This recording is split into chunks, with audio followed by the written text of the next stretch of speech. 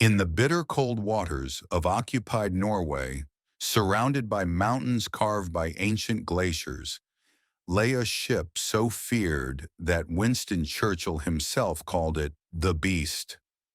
The German battleship Tirpitz, sister ship of the legendary Bismarck, dominated British strategic thinking from the moment it entered service. She did not need to fire a shot to influence the war. Her mere presence altered convoy routes, forced Britain to commit massive naval forces, and turned the Arctic into one of the most dangerous battlegrounds of World War II. Displacing over 52,000 tons when fully loaded, Tirpitz was the largest and most heavily armored warship ever deployed by the Kriegsmarine.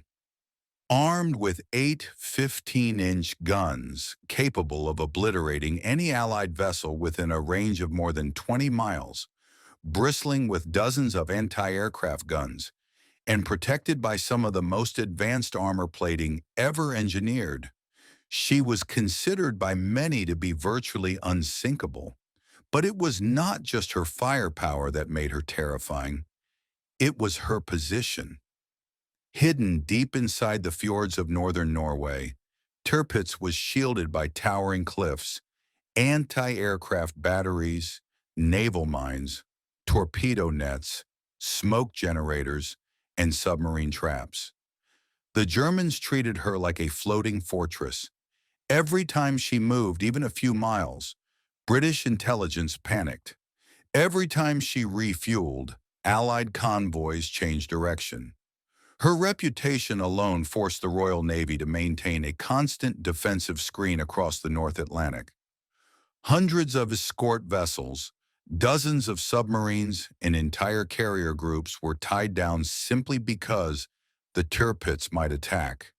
And when she did strike, the results were devastating. In 1942, her brief sortie into the Arctic scattered convoy PQ-12 and nearly triggered a naval disaster. Later that same year, the sinking of convoy PQ-17, one of Britain's worst Arctic tragedies, was caused not by Tirpitz firing a single shell, but by the fear she would. Churchill understood this perfectly. He wrote in his wartime memos, "The destruction or neutralization of the Tirpitz is the greatest event at sea at the present time." To neutralize her meant securing the Arctic supply lines to the Soviet Union, ending the threat to the North Atlantic, and freeing British ships for operations elsewhere.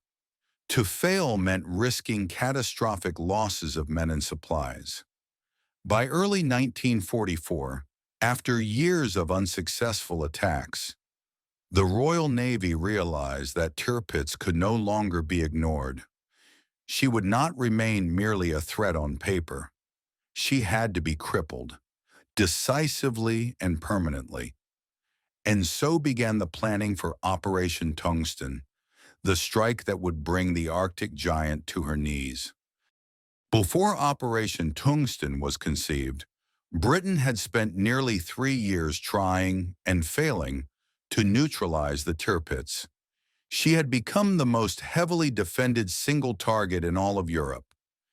Every attempt to strike her revealed new layers of protection, new traps, and new examples of German ingenuity. The battleship seemed almost cursed, surviving attacks that should have crippled any ordinary vessel. The first major attempt came from the air in early 1942. British bombers flying from Scotland tried to reach Norwegian fjords, only to face brutal Arctic winds and impenetrable cloud layers. Navigation failure, icing, and fuel exhaustion forced entire formations to turn back. A few crews found the target area, but Tirpitz hid under thick smoke barriers generated from shore installations. Bombs fell into black fog, missing by hundreds of meters. Undeterred, the British tried again with long-range torpedo bombers. The Fleet Air Arm sent obsolete Albacore biplanes over freezing waters. They never had a chance. Tirpitz's gunners, trained to perfection, filled the sky with 20 mm and 37 mm cannon fire. The aircraft were torn apart before they could line up an attack. But Britain's most daring attempt came in September 1943. The legendary X-Craft mini-submarine raid. These tiny four-man subs crawled under anti-torpedo nets, maneuvered through minefields, and planted explosive charges beneath the battleship's hull. The attack succeeded in damaging Tirpitz, lifting her several meters out of the water and flooding key compartments. For a moment, Britain believed victory was near. But the Germans reacted with ruthless efficiency. Damage control crews labored around the clock. Repairs were underway within hours. In a matter of months, the Giant was afloat again, her engines repaired, her guns recalibrated, her armor strengthened. The Kriegsmarine reinforced her defenses, adding dozens of air defense guns, more smoke generators, improved radar detection stations, and even underwater listening posts designed to detect future submarine raids. By late 1943, Tirpitz had become a floating fortress, one that Britain still needed to destroy. Every failed raid increased the pressure. Every near miss strengthened the German defenses. The ship's survival became a symbol of British frustration and German resilience. The Royal Navy and RAF kept sending bombers, Halifaxes, Lancasters, Mosquitoes, but the fjords swallowed them. Weather obstructed their bombs. German radar detected them early, and the ship's complex geometry made direct hits almost impossible. Churchill called it an intolerable situation. British commanders agreed. The next attack had to be decisive. No more token raids, no more experiments. Tirpitz had to be struck with overwhelming force and perfect coordination. The failures of 1942 and 1943 did not break British resolve. Instead, they taught critical lessons: how far Tirpitz could see, how fast she could generate smoke, how her gunners reacted, where her armor was weakest, and when her crew was most vulnerable. Those failures paved the way for Operation Tungsten. The operation would be the first to use everything the British had learned.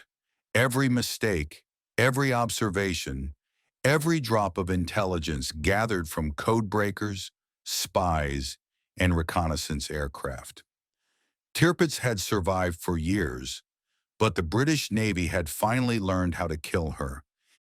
By early 1944, the Royal Navy understood one bitter truth: no land-based bombers could reliably reach the Tirpitz. The weather was too unpredictable, the fjords too narrow, and the German defenses too sophisticated.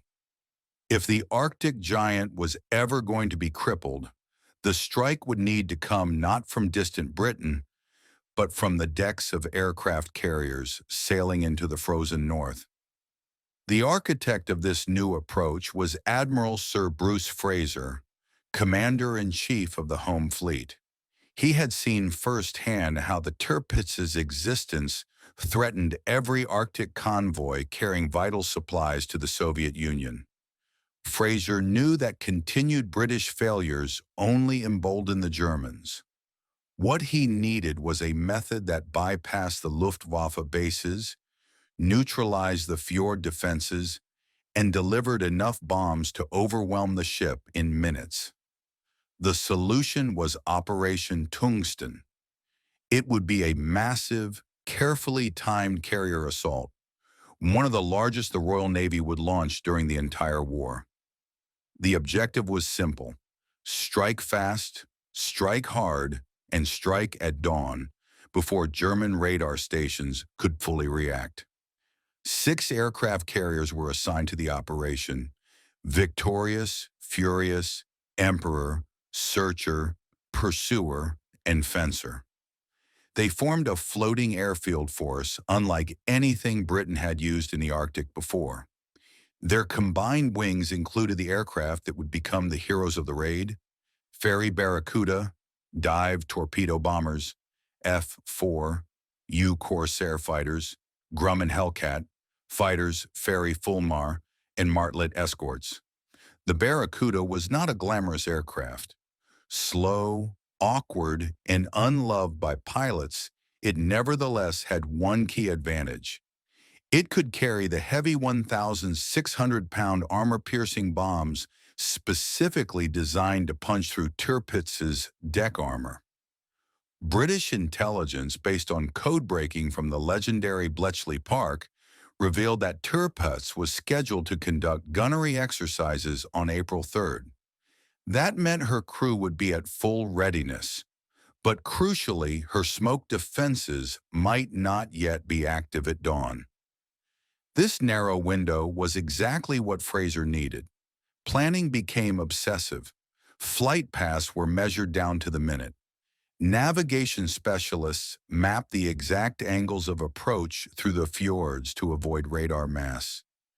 Meteorologists tracked Arctic storms, searching for the briefest moment of clear skies. Carrier commanders practiced synchronized takeoffs in darkness. Each pilot was briefed with meticulous detail: where to fly, when to climb, how to dive, where to drop. The Barracuda crews memorized the layout of Tirpitz's deck, the position of her anchor chains, the structure of her superstructure, and the estimated thickness of her armor. There would be 2 attack waves, 40 Barracudas in total, escorted by almost as many fighters. This time, the British would not rely on luck. They would rely on precision. This time, there would be no second chances. Tirpitz had survived every previous attack. Operation Tungsten would not allow her to survive another. In late March 1944, the British Home Fleet began quietly assembling in the sheltered waters of Scapa Flow. The carriers Victorious, Furious, Emperor, Searcher, Pursuer, and Fencer took on their fuel, ammunition, and aircraft. Each vessel preparing for the most ambitious naval air operation the Arctic had yet seen. Everything about the mission demanded secrecy. Even the crews were told only fragments of the plan. They knew they were sailing north. They knew the weather would be brutal, but only a handful of senior officers understood the target: Tirpitz, the most heavily defended ship in Europe. The fleet departed under a blanket of gray clouds, pushing into waters famous for swallowing ships whole. The North Atlantic was a battlefield even without enemy action. Storms rolled over the horizon without warning, their winds capable of toppling aircraft on the deck and smashing destroyers against towering waves. Ice formed on the flight decks within hours, threatening to freeze launch operations before they even began. Sailors worked with pickaxes to keep the decks clear. Steam hoses blasted the aircraft to keep their control surfaces from locking in place. Every ship moved in tight formation, weaving through seas that lifted their bows like toys. The carrier's open hangar bays echoed with the constant hammering of maintenance crews, checking engines, repairing dive brakes, and testing bomb racks. Pilots practiced climbing into their Barracudas and Corsairs, wearing layers of fleece, gloves, and heavy boots, knowing that a single ditching into Arctic waters meant death within minutes. And beneath the waves lurked an even greater danger: German U-boats. The Kriegsmarine knew British carriers often escorted Arctic convoys, so wolf packs were scattered throughout the region. Escorts, destroyers or frigates, sailed ahead of the carriers, sweeping with sonar. They fired depth charges into suspicious patches of sea, filling the ocean with underwater thunder. Overhead, long-range German reconnaissance aircraft searched desperately for signs of a British naval force. If even one enemy plane spotted the carriers, Tirpitz's crew would be alerted, and the ship would activate its smoke defenses before the British arrived. That meant Operation Tungsten would fail before it began. To counter this threat, British fighters patrolled the skies from dawn until dusk. Hellcats and Corsairs splashed through freezing air, scanning for German aircraft. On several occasions, radar operators aboard Victorious detected possible enemy planes, only for them to vanish into cloud cover or break away before visual contact. The tension climbed with every passing hour. Pilots slept fully clothed, expecting a sudden call to launch. Navigators studied maps repeatedly, memorizing the fjord layout. Flight leaders held briefings in cramped carrier cabins, marking the target area over and over until it burned into their memory. By April 1st, the task force had reached its striking position, hidden in the vast emptiness between the Norwegian coast and the Arctic ice line. The seas calmed, the skies cleared. For the first time in days, the weather favored the British. A final message came from Home Fleet Command: proceed with Tungsten. The fleet braced itself. The next dawn would change the fate of the Arctic War. At 3:30 a.m. on April 3, 1944, the flight decks of 6 British carriers roared to life. Floodlights flicked on, illuminating rows of aircraft coated in frost. Deck crews rushed between chocks and fuel lines as engines sputtered and then growled awake in the icy air. The Arctic night was ending, and with it came the most critical moment of Operation Tungsten. Pilots climbed into the cramped cockpits of their Barracudas and Corsairs, breath turning to white vapor as they buckled themselves in. The cold bit through their flight suits, numbing fingers even before they touched the controls. As each engine warmed, the carrier's decks vibrated with a deep mechanical pulse, a heartbeat of steel signaling the beginning of the strike. The first wave, commanded by Lieutenant Commander Charles Evans, consisted of over 40 aircraft. The Barracudas lined up along the deck like iron predators, ready to leap into darkness. Behind them, the escort fighters, Hellcats and Corsairs, waited to launch second, providing cover from any German aircraft or anti-aircraft guns that reacted to the raid. At 4:20 a.m., the order came: launch aircraft. One by one, Barracudas rolled forward into the dim Arctic horizon. Their engines strained, wheels clattered over the deck's wooden planks, and then each bomber lifted into the cold morning air, disappearing into the growing light. Within minutes, the sky above the carriers was filled with the hum of propellers.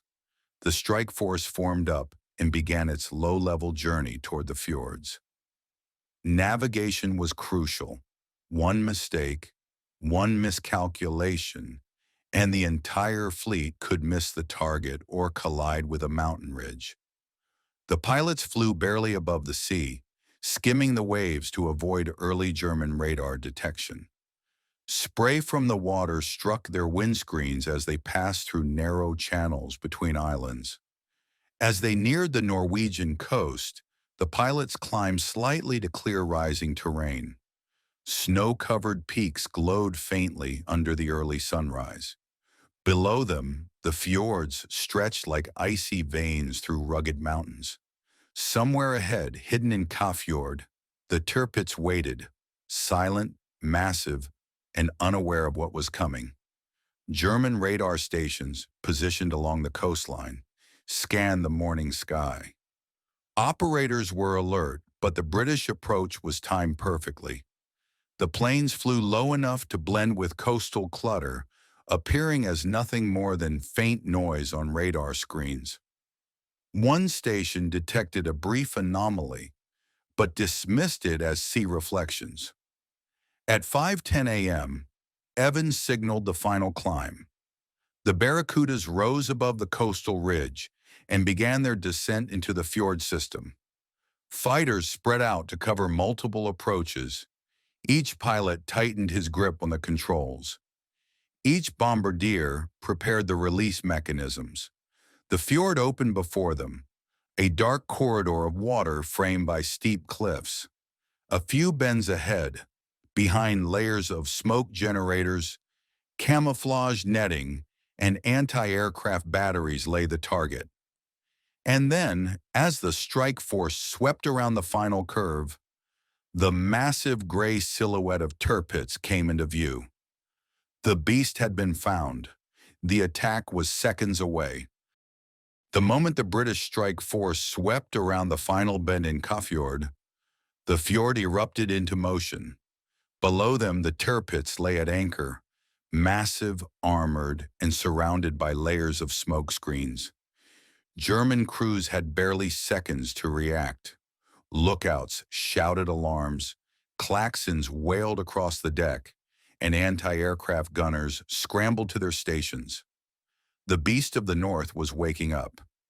At 5:18 a.m., Lieutenant Commander Evans signaled the attack run.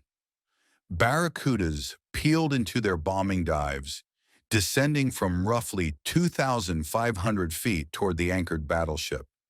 Their wings rattled from turbulence as they plunged through the swirling smoke clouds.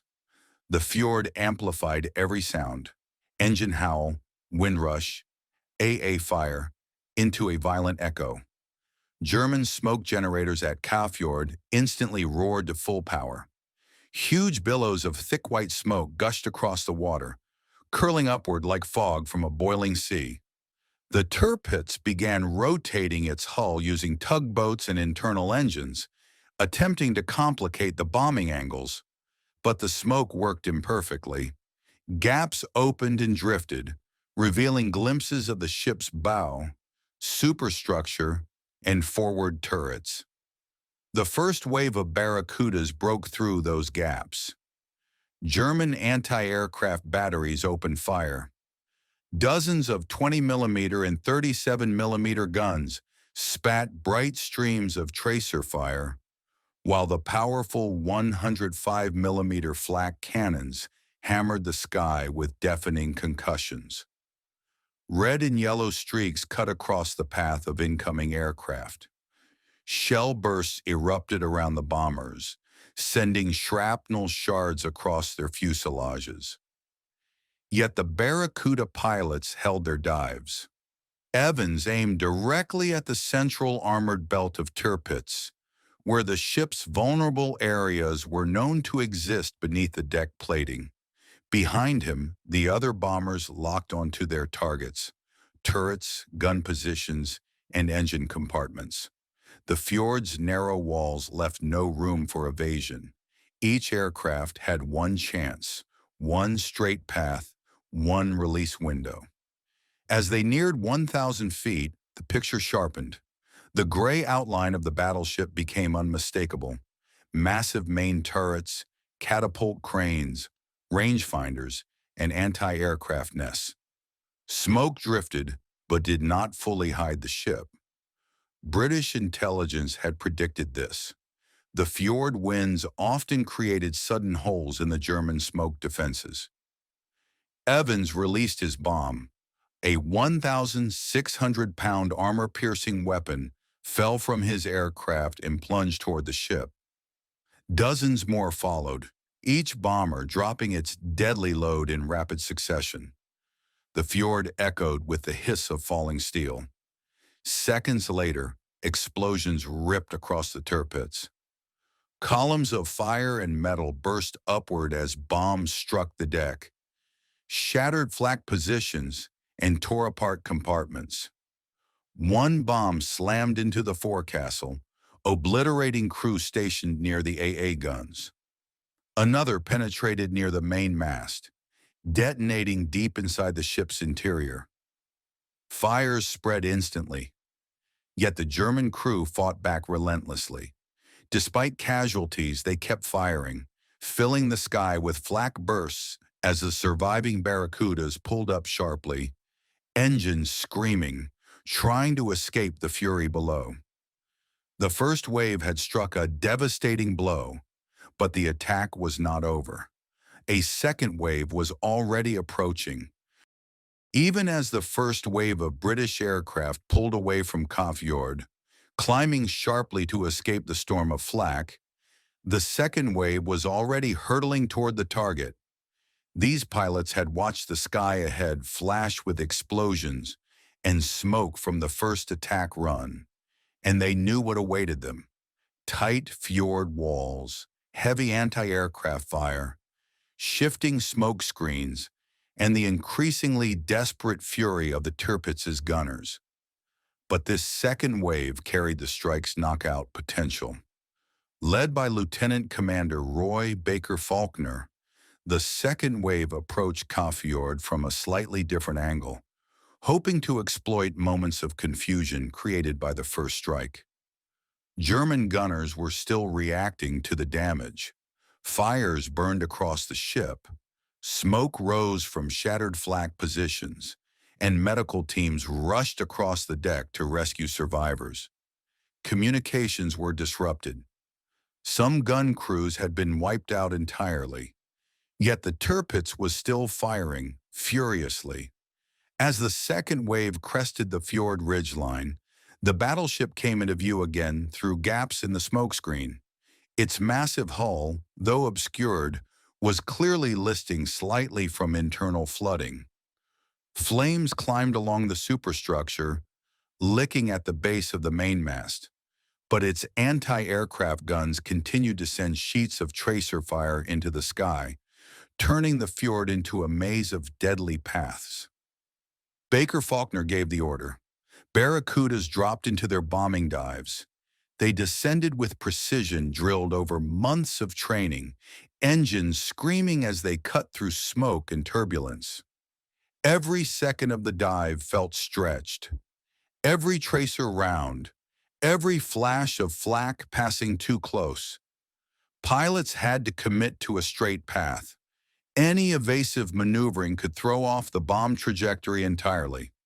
Their targets were the ship's forward magazines, turret housings, and command centers, areas left vulnerable after the first wave strikes.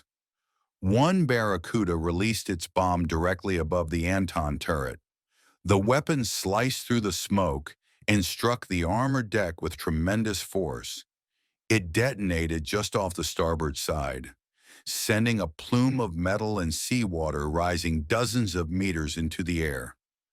Another bomb pierced near the port bow, tearing through compartments and igniting additional fires deeper inside the hull.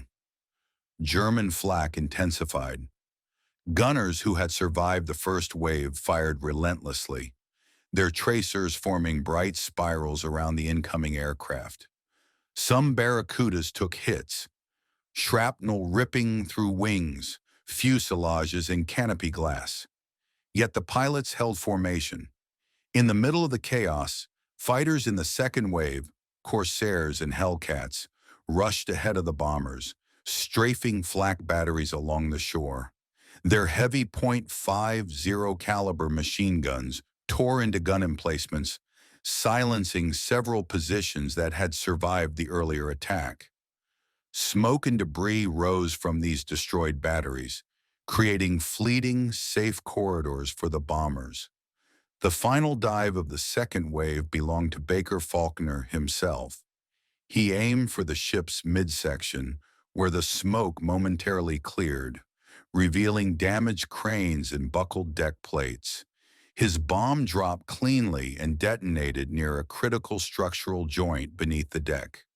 The explosion shook the battleship violently.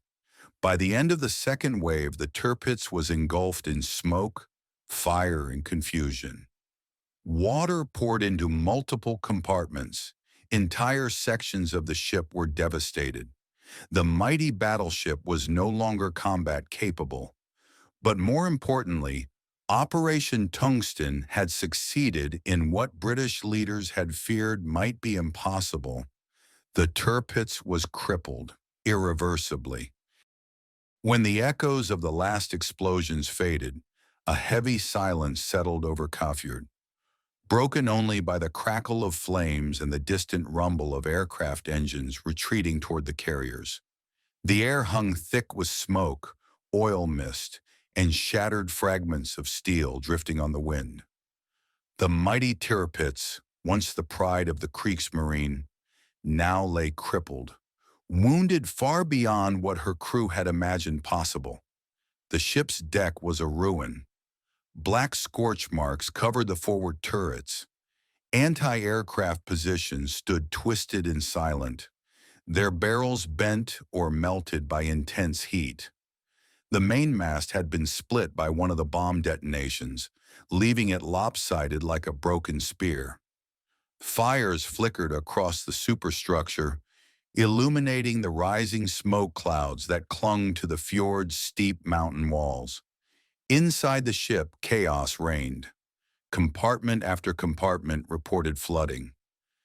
Damage control teams fought desperately to contain the spread. Pumps strained as icy water poured through shattered seams near the bow and amidships. Emergency bulkheads were closed, but several had been warped by the force of the blasts and refused to fully seal. The ship was taking on water faster than the crew could remove it. Even worse, critical systems were failing. The hydraulic lines for the main turrets had been severed. Electrical circuits were destroyed. The communication network was reduced to runners carrying shouted orders through smoke-filled corridors. Entire sections of the ship's complement of officers and sailors were missing, lost in the explosions or trapped in collapsed compartments. And hovering above this devastation was the bitter weight of realization. Tirpitz could no longer fight. In the command bridge, officers gathered around the wounded captain. He stood amid shattered glass panels and smoldering equipment, assessing the scene through drifting smoke. Reports arrived every minute, fire spreading here, flooding worsening there, casualties mounting in every direction. The battleship's once impenetrable armor had been ripped open in multiple places. The ship's legendary resilience had been overwhelmed by the precision of British bombs. Outside, the fjord itself bore signs of the devastation. Thick streaks of burning oil spread across the water. Debris, twisted metal, splintered wood, bits of machinery floated around the ship. Seagulls circled above, drawn by the smoke and chaos. Even the mountains seemed to hold the noise, amplifying every crackle of fire and every groan from the damaged hull. German rescue vessels raced toward the battleship, weaving between oil slicks and debris.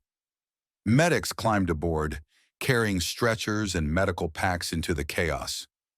On the deck, wounded sailors lay in rows, some burned, some bleeding, others dazed by the concussions of exploding shells and bombs.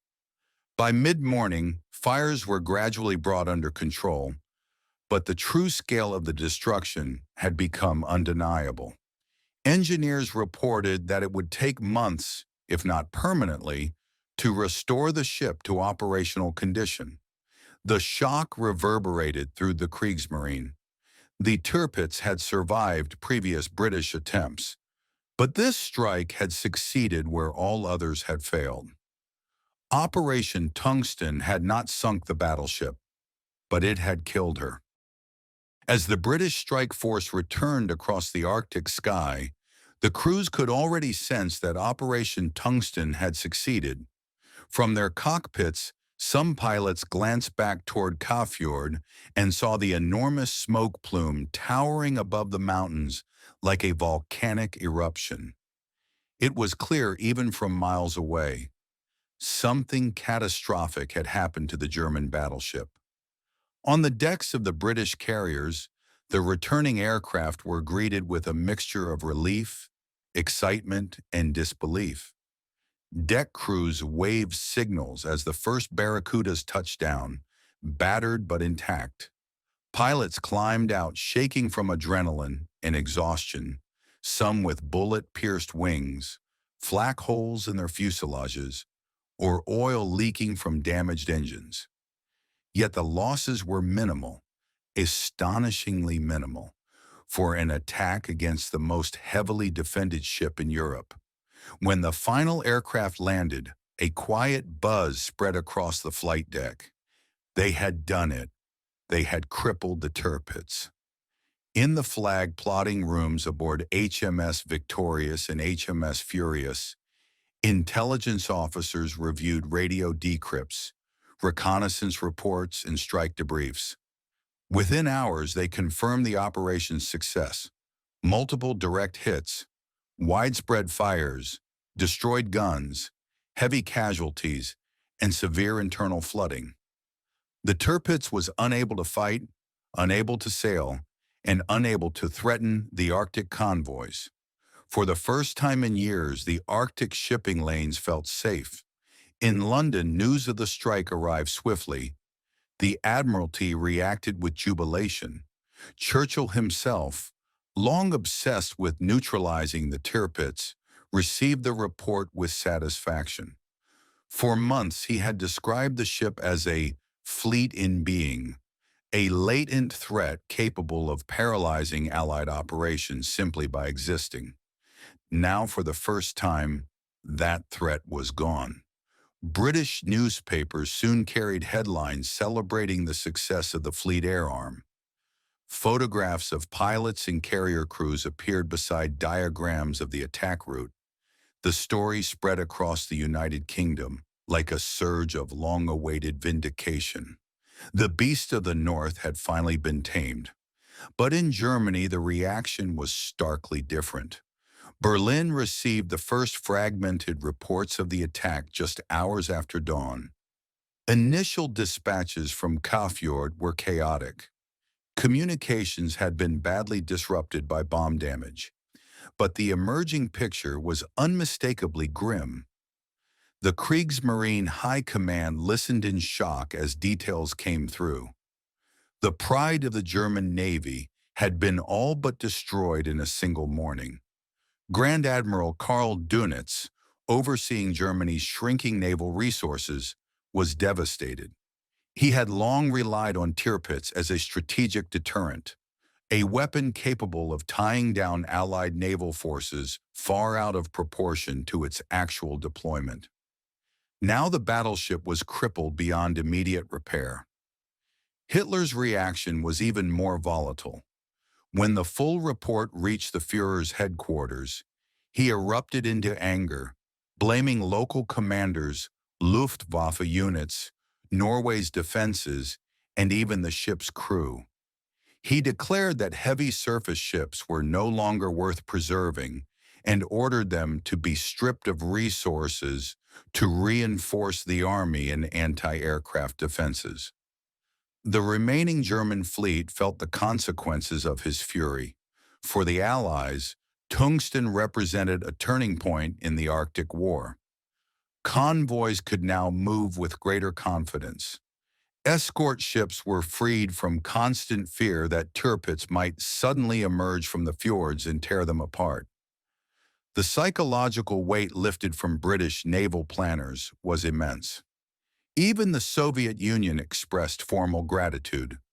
For years, their supply lines had depended on the perilous Arctic convoys. Destroying Tirpitz removed the last major German naval threat to that lifeline. Operation Tungsten was more than a tactical success. It was a strategic victory with global consequences. Operation Tungsten did not sink the Tirpitz, but it accomplished something almost as important.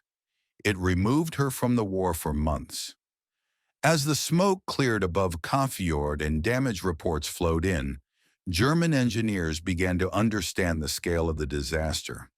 The forward fire control tower, the battleship's brain, was destroyed.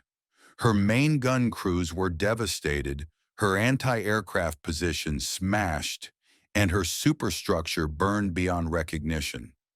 Even worse, internal flooding compromised her stability, requiring emergency patching before heavy repairs could even begin. Tirpitz was paralyzed. Over the next weeks, hundreds of German workers and technicians were flown into northern Norway in a desperate attempt to resurrect the wounded giant.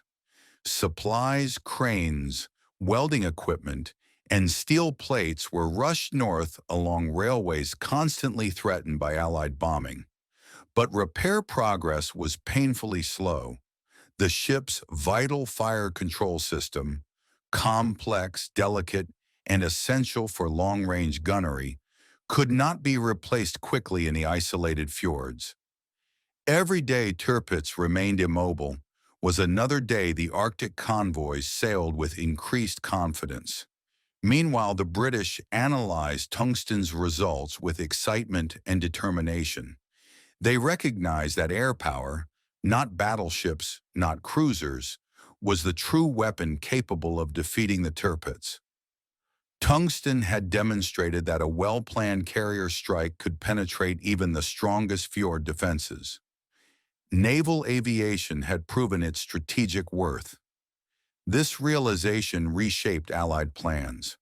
New operations, Mascot, Goodwood, Paravane, and Catechism were drafted with one goal: finish the job Tungsten had begun. The RAF prepared massive heavy bomber raids, while carrier groups readied for future attacks if needed. The sinking of the Tirpitz would become a multinational effort involving the Royal Navy, RAF Bomber Command, and even Soviet intelligence support. For Germany, the consequences were profound. The fearsome battleship that had once tied down entire fleets was now reduced to a floating bunker, incapable of threatening the Arctic lifeline. Hitler's already shaken faith in surface ships collapsed completely after Tungsten. He ordered most large naval vessels to be stripped of resources, shifting steel and manpower toward shore defenses and the army. To the Soviets, the operation signaled a turning point.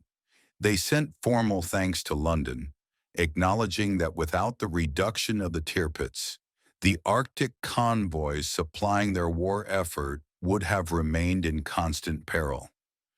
Tungsten strengthened Allied cooperation at a crucial moment, and for the men who flew the mission, the legacy of April 3, 1944, lived on in memory.